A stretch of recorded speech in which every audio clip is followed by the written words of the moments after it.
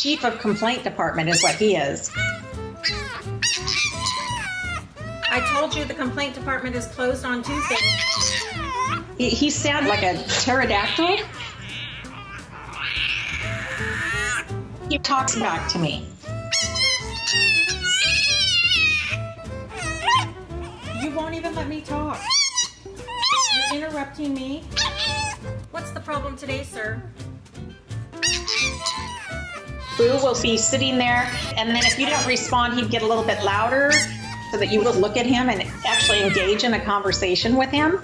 You cannot deny it. Yep, there it is. He's tiny, but you could hear him throughout the house. He thinks he's in charge of everything. It's not just all up to Boo Day. It's not. He's so funny.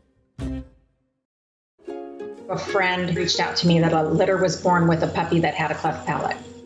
Said that the owner would like to surrender the puppy to me. She wanted to give the puppy a fighting chance. I noticed that he was struggling to breathe. He got aspiration pneumonia. He had to go to the hospital.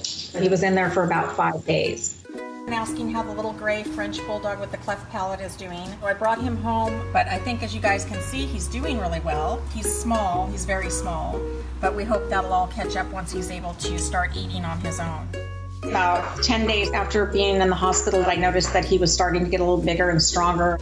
Sit.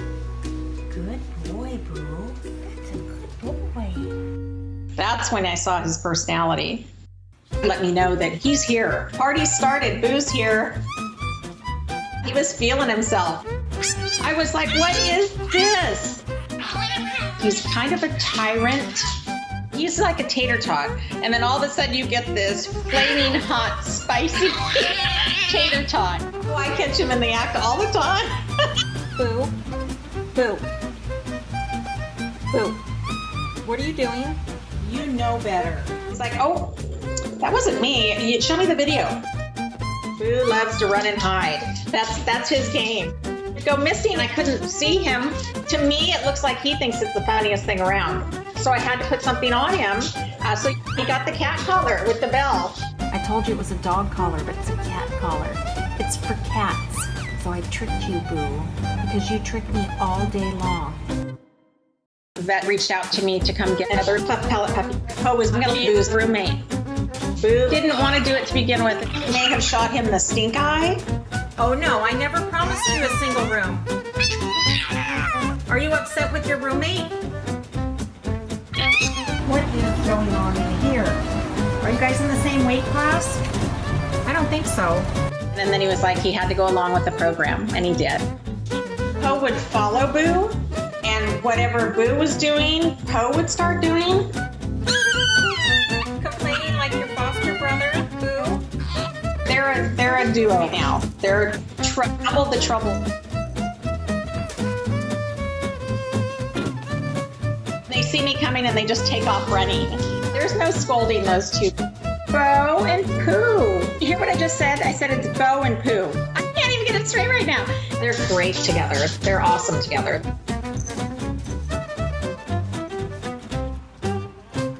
Is the most epic dog walk. Incredible view. Next to a castle. And I wanted to see the world in the most deep and immersive way possible. You don't just see the highlights, you see all the in-between. Look at this girl. And it's really cool to share that with Savannah. Every day we're camping somewhere new and we're on this adventure. I get to set camp and I look over and it's me and Savannah together. It's the greatest thing ever. Savannah's resting on my foot. Savannah, when I adopted her, was only 3 months. So she grew up on the road, and basically I was kind of growing up on the road. In Austin, I went to an adoption center and I was looking around at the dogs, and then they brought Savannah out and I knew right away. At the beginning, I'd put her in the back basket of my cart. And when we were walking in Mexico, she was growing up on the road. She was getting bigger. Savannah's behind me.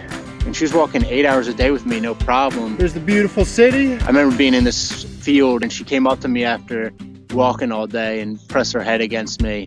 And I thought, I love this little bugger. Savannah's got 2 of her booties on. The companionship kind of grew out of Savannah and I spending every minute of every day together. Savannah looks out for me for sure. Savannah's just chilling. Savannah and I have covered 18,000 miles over 37 different countries and 5 continents. It was Texas. We walked all the way down to Uruguay. That was about 1.5 years, almost 2 years. And then we walked from Denmark down to Spain, across Morocco, Algeria, Tunisia, up Italy. I just got an Italian admirer following her. Across Croatia, across Turkey, into Georgia, and now we're in Azerbaijan, and we're gonna make our way to Mongolia. We have about another 2 years and roughly another 10,000 miles of walking to go. She is so strong. She's just rock steady. In a lot of ways, I try to be the same way. I'm trying to match her example. When we were crossing the Andes from Chile into Argentina, my body was just destroyed. So we are working our way over these mountains right now. My legs just gave out on me and I fell into the sand. Savannah came over to me and sat next to me, and she just waited there patiently. And I thought just how amazing it was, because we're in the middle of nowhere. We're at 5,000 meters on the top of the Andes, further than I ever thought I would be, with my best friend. I have such a profound respect and protectiveness towards her.